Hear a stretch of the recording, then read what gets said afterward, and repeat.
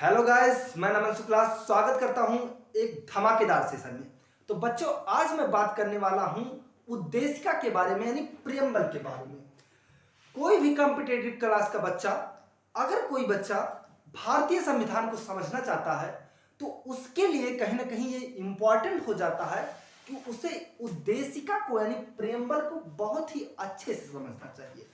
क्योंकि अगर कोई भी भारतीय संविधान को समझना चाहता है तो अगर वो कहीं ना कहीं प्रियम्बल को सही से क्लियर कर लेता है तो कहीं ना कहीं उसे एक बेस मिल जाता है भारतीय संविधान को समझने की।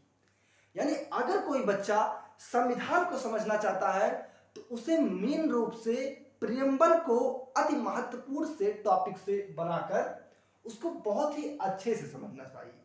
तो आज मैं बात करने वाला हूं भारतीय संविधान के एक महत्वपूर्ण टॉपिक प्रियम्बल के बारे में, यानी उद्देशिका प्रस्तावना के बारे में बात करने वाला हूं। मैं बात करने वाला हूं जब बैठक चलती है उस समय 1946 ईस्वी में कांग्रेस की 9 दिसंबर 1946 ईस्वी को पहली बैठक बैठती है जिसमें अस्थायी रूप से डॉक्टर सच्चिदानंद सिन्हा को कहीं ना कहीं अध्यक्ष चुन लिया जाता है। लेकिन 2 दिन बाद 11 दिसंबर 1946 ईस्वी को दूसरी बैठक बैठती है और दूसरी बैठक में डॉक्टर राजेंद्र प्रसाद को अध्यक्ष चुना जाता है अस्थायी रूप से, यानी अस्थायी रूप से। क्योंकि सच्चिदानंद सिन्हा 9 दिसंबर को, जो कि पहली बैठक में अस्थायी रूप से अध्यक्ष चुने गए, वो एक वरिष्ठ होने के कारण, आयु में बड़े होने के कारण उन्हें अस्थायी रूप से चुन लिया गया। लेकिन 11 दिसंबर 1946 ईस्वी को कहीं न कहीं राजेंद्र प्रसाद को अस्थायी रूप से सदस्य चुनकर और संविधान सभा को एक नए मोड़ पे लाके खड़ा कर दिया गया था कि हमें अब संविधान का निर्माण करना। लेकिन बात यहां से नहीं चली।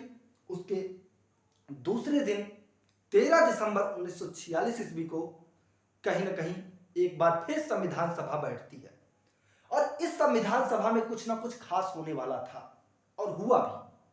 क्योंकि कहीं ना कहीं अगर किसी बिल्डिंग को तैयार करना है तो उसके नींव को अति मजबूती से पकड़ना चाहिए।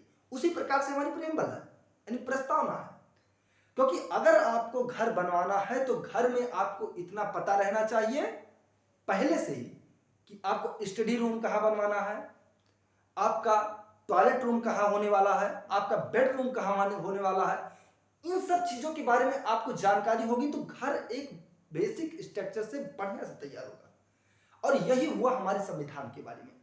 अगर संविधान की मूल अवस्था को देखा जाए तो कहीं ना कहीं प्रस्तावना जो है वो एक छोटा संविधान बन जाता है। क्योंकि प्रस्तावना से ही मिलकर उठ के जाके हमारा पूरा संविधान तैयार हुआ है, उसी के स्ट्रक्चर पे। तो मैं इस प्रस्तावना को आज उम्मीद करता हूं कि इस प्रकार से आप लोगों के बीच के समक्ष विवरण करूंगा कि आप लोग सही से समझ पाए। 13 दिसंबर 1946 ईस्वी को क्या होता है, सबसे पहले हम ये समझ लेते हैं, उससे पहले 1 मिनट के लिए, कि इसे कहां से लिया गया और किस प्रकार से। क्योंकि प्रियम्बल को यानी उद्देशिका को सबसे पहले यूएसए में लागू किया गया था, यूएसए के संविधान में। तो हमारा जो विचार लिया गया वो यूएसए के संविधान से प्रस्तावना का विचार लिया गया कि प्रस्तावना को संविधान में शामिल करना चाहिए। और इसकी जो भाषा लिया गया ये ऑस्ट्रेलिया के संविधान से लिया गया। तो ये 2 बातें क्लियर हुई कि भारतीय संविधान की जो उद्देशिका यानी प्रियम्बल है उसको हम लोग, उसका विचार जो है यूएसए से लेते हैं और उसकी भाषा ऑस्ट्रेलिया से ली जाती है, ऑस्ट्रेलिया के संविधान से ली जाती है। इतना समझने के बाद में प्रस्तावना को यह समझना चाहिए कि प्रस्तावना अपने आप में है क्या। तो ये प्रस्तावना जो होती है वो एक प्रकार से आईना होती है, एक प्रकार से स्ट्रक्चर होती है, एक प्रकार से कहीं ना कहीं नींव होती है कि उसी पे हमारी भारतीय संविधान पूरी टिकी हुई है। उसी के आधार पे यह भूमिका या आमुख की भांति होती है जो संविधान की विषय वस्तु को अभिव्यक्त करती है। यानी जो प्रियम्बल है वो एक प्रकार से एक विषय वस्तु की भांति एक आमुख, मतलब एक भूमिका होती है। जिस प्रकार से कोई भी किताब को पढ़ने से पहले उसके बारे में और उसके लक्ष्य के बारे में पहले चैप्टर में बता दिया जाता है, उसी प्रकार से हमारी प्रस्तावना होती है। कि भारतीय संविधान की क्या क्या लक्ष्य हैं और किस किस प्रकार पे ये आधारित है कि इसको लागू करने से किस किस का फायदा होगा और किस किस का नुकसान होगा। यही हमारी है प्रस्तावना। अगर इतना आप लोग समझ गए हो तो कहीं ना कहीं प्रस्तावना को आप समझ गए कुछ समय के लिए। 13 दिसंबर 1946 ईस्वी को जब 11 दिसंबर 1946 की ईस्वी को दूसरी बैठक में डॉक्टर राजेंद्र प्रसाद को अध्यक्ष चुन लिया गया, तो 13 दिसंबर 1946 ईस्वी को तीसरी बैठक में जवाहरलाल नेहरू ने, पंडित जवाहरलाल नेहरू ने कहीं ना कहीं उद्देशिका को सबके सामने प्रस्तुत किया, यानी इसका विचार दिया कि हमें संविधान सभा को बनाने से पहले उसके एक बेसिक स्ट्रक्चर को देख लेना चाहिए कि हमें किस पे ज्यादा वर्क कर रहा है और इससे हमारा आगे क्या होने वाला है। तो उन्होंने, जवाहरलाल नेहरू ने कहीं ना कहीं एक उद्देश्य प्रस्ताव लेके आए। क्या लेके आए? उद्देश्य प्रस्ताव लेकर के आए, जिसको 22 जनवरी 1947 ईस्वी को स्वीकार कर लिया जाता है।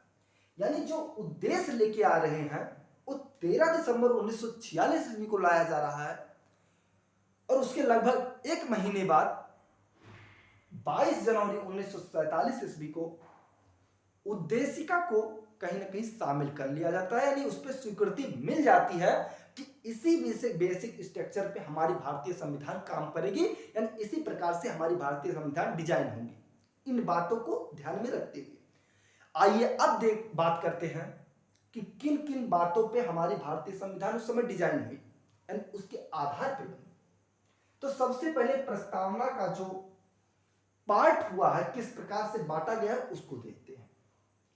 तो प्रस्तावना में हमारा यह बताया गया कि शासन की शक्ति यानी स्रोत किसके पास में होगा। सबसे पहले भारतीय संविधान का जो स्ट्रक्चर में आता है, सबसे पहली बात यह आती है कि जो इसमें पूरा भारतीय संविधान बन रहा है, इसका उद्देश्य क्या होगा, कि शासन किसके हाथ में रहेगा। क्योंकि कहीं ना कहीं राजतंत्र में राजा के पास होता है, धर्म तंत्र में किसी न किसी धर्म पे रहता है, सैन्य तंत्र में कहीं ना कहीं सेना का चीफ जो होता है वही नियम कानून बनाता है। तो अब बात भारत में यह फंस गई थी कि जो हमारी भारतीय संविधान है वो किस पे काम करेगी, किसके अंडर में, उसमें किसमें शासन करने का जो स्रोत होगा वो किसके हाथ में होगा। तो कहीं ना कहीं इसका स्ट्रक्चर जो बनाया गया वो भारत की जनता को दिया गया, यानी एक लोकतांत्रिक गणराज्य बनाने की वहां पे बात की गई कि भारत की जनता जो होगी उसी पर के पास शासन करने का जो होगा स्रोत होगा। दूसरा पार्ट आता है कि संविधान के आदर्श और उद्देश्य क्या होने चाहिए, यानी कहीं ना कहीं शासन का जो स्रोत होगा, जो शासन होगा वो तो जनता के हाथ में होगी, लेकिन जो संविधान बनाया जा रहा है उसका उद्देश्य आखिर में क्या होगा, उद्देश्य क्या होगा एवं आदर्श क्या होना चाहिए संविधान का। तो इस पे हमारे 2-3 पॉइंट आते हैं। पहला पॉइंट होता है न्याय, यानी सभी को न्याय मिलना चाहिए, सामाजिक, आर्थिक एवं राजनीतिक। यानी संविधान का जो आदर्श है वो ये है कि सभी व्यक्तियों को न्याय मिलना चाहिए, सामाजिक रूप से, आर्थिक रूप से यानी धन दौलत पैसे के माने में, और राजनीति के माने में भी सबको कहीं ना कहीं न्याय मिलना चाहिए। दूसरा टॉपिक आता है स्वतंत्रता। स्वतंत्रता एक ऐसा शब्द है जो हम लोग मीडिएवल से ही खोजते आए हैं और जाके आधुनिक में स्वतंत्रता मिला। इसी स्वतंत्रता के खातिर कितना कुछ नहीं हुआ, तो यही स्वतंत्रता ये हुआ कि अब कहीं ना कहीं जब स्वतंत्रता के लिए इतना कुछ हो गया तो स्वतंत्रता को प्रियम्बल में शामिल करना ही चाहिए। और स्वतंत्रता किन आधार पे, आइए देखते हैं। विचार, मतलब किसी का भी विचार है तो उसे सुना जाना चाहिए, कोई भी हो। अभिव्यक्ति, विश्वास, धर्म, उपासना और समानता, यानी कहीं ना कहीं स्वतंत्रता होनी चाहिए समानता की, विचार की, अभिव्यक्ति की, सभी धर्मों की स्वतंत्रता होनी चाहिए। तो यह है हमारा उद्देश्य, यानी प्रस्तावना का लक्ष्य था कि इन्हीं आधार पे आगे नियम और कानून बनाए जाएंगे जो भारतीय संविधान में शामिल किए जाएंगे। तो उम्मीद करता हूं यहां तक आप लोगों को समझ में आया होगा। तीसरा जो हमारा टॉपिक आता है, इसमें प्रणाली आता है, उस शासन प्रणाली का स्वरूप कैसा होगा, यानी शासन किस प्रकार से किया जाएगा। तो एक आता है संपूर्ण प्रभुत्व संपन्न, यानी जो जनता द्वारा सरकार चुना जाएगा वो किसी के अंडर में काम नहीं करेगी, वो एक निष्पक्ष भाव से अपने आप को स्वतंत्र करके कार्य करेगी। इसका मतलब ये हो गया संपूर्ण प्रभुत्व संपन्न, इसको संप्रभुता भी कहते हैं। इसका अर्थ ये हो गया कि जो जनता द्वारा प्रतिनिधित्व चुना जाएगा वो किसी के आर्थिक या आंतरिक या बाहरी दबाव में नहीं आएगा, वो अपना निष्पक्ष होकर अपना एक्शन लेगा। इसका मतलब ये हो गया कि संपूर्ण प्रभुत्व संपन्न, यानी स्वतंत्र सरकार जो होगी वो स्वतंत्र होगी। इसका मतलब ये हो गया। तो उम्मीद करता हूं कि संपूर्ण प्रभुत्व संपन्न यानी संप्रभुता का मतलब आप लोग समझ गए होंगे कि संप्रभुता का मतलब क्या होता है। दूसरा टॉपिक आता है लोकतांत्रिक, यानी जनता का शासन, जो कि अभी हम लोगों ने देखा शासन की शक्तियों के रूप में। तो यही शासन की प्रणाली के स्वरूप में भी जनता का शासन होगा। किसका? जनता का शासन। और तीसरा आता है गणराज्य, यानी गणराज्य का मतलब होता है कि राज्य का एक व्यक्ति यानी वंशानुगत नहीं होगा, इसमें वो प्रत्यक्ष या अप्रत्यक्ष रूप से कहीं ना कहीं जनता द्वारा चुना जाएगा। गणराज्य का मतलब ये हो गया। तो उम्मीद करता हूं संप्रभुता, लोकतांत्रिक और गणराज्य का मतलब आप लोगों को समझ में आया होगा। इस बेसिक स्ट्रक्चर पे, इतने स्ट्रक्चर पे हमारा उस समय भारतीय संविधान बन के तैयार हो गया। लेकिन क्योंकि भारतीय संविधान पूर्ण रूप से तो कभी बना ही नहीं, मैं ऐसा नहीं मानता हूं, और भारतीय संविधान अभी भी पूर्ण रूप से बना ही नहीं है, क्योंकि कहीं ना कहीं उसमें संशोधन हो करके वो कहीं ना कहीं अभी बन रहा है और आगे भी ऐसा चलता रहेगा। तो उस समय तो इतने बातों को ध्यान में रख के हो गया, संविधान बन गया, लेकिन समय आया प्रस्तावना के संशोधन के बारे में, यानी प्रस्तावना को संशोधन करके मूल जो जैसे कोई स्ट्रक्चर होता है, घर होता है, तो उसकी नींव कमजोर हो जाती है तो उसको बाहर से सीमेंटेड किया जाता है मजबूत बनाने के लिए। और यही हुआ हमारे प्रस्तावना के साथ में। समय आया प्रस्तावना को लेकर एक बार की ओर संशोधन अभी तक हुआ है। 42वां संविधान संशोधन 1976 ईस्वी में, कहीं ना कहीं 1976 ईस्वी में वो घड़ी आ गई, कहीं ना कहीं ने मजबूत करने की घड़ी आ गई, यानी प्रस्तावना को मजबूत करने की घड़ी आ गई। और उस समय एक शब्द जोड़ा जाता है समाजवादी।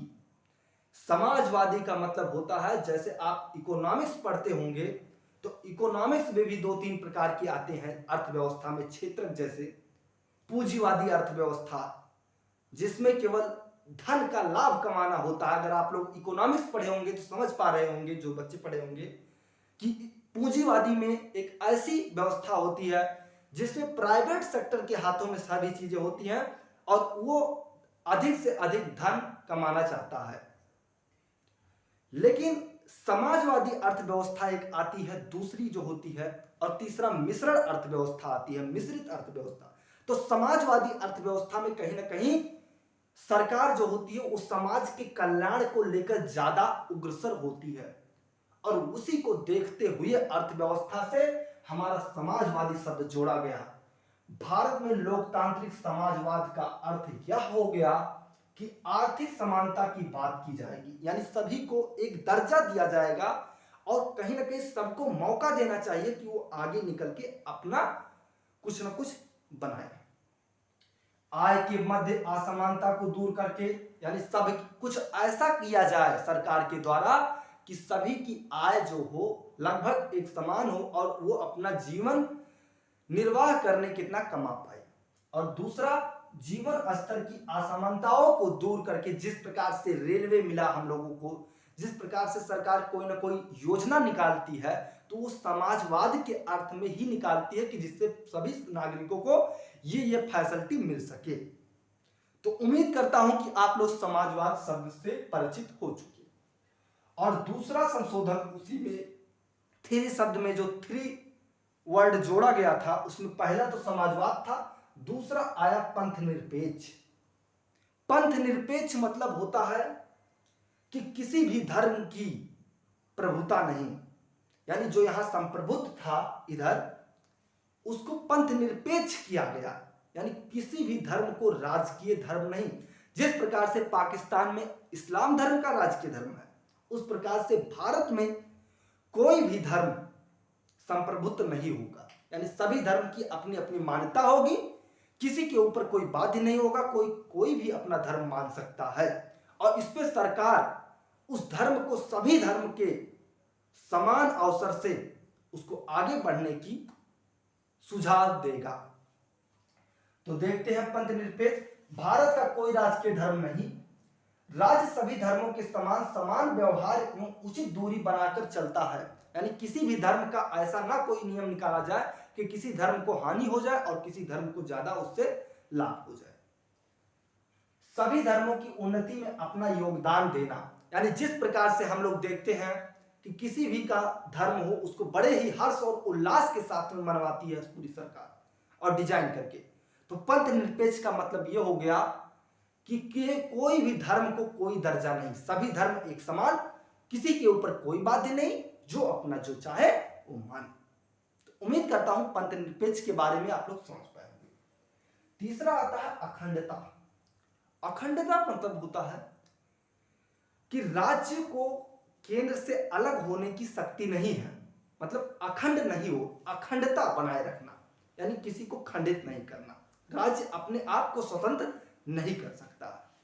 ये हमारा 42वें संविधान संशोधन 1976 के द्वारा हुआ। तो उम्मीद करता हूं कि प्रियम्बल को हर कोई बच्चा जो यहां तक वीडियो देखा होगा वो पूरा समझ पाया होगा। तो आप लोग इसी तरीका से पॉलिटी पढ़ने के लिए बने रखिए, और प्लीज अगर थोड़ा सा भी समझ में आया हो तो चैनल को सब्सक्राइब और शेयर कीजिए। Thank you for watching.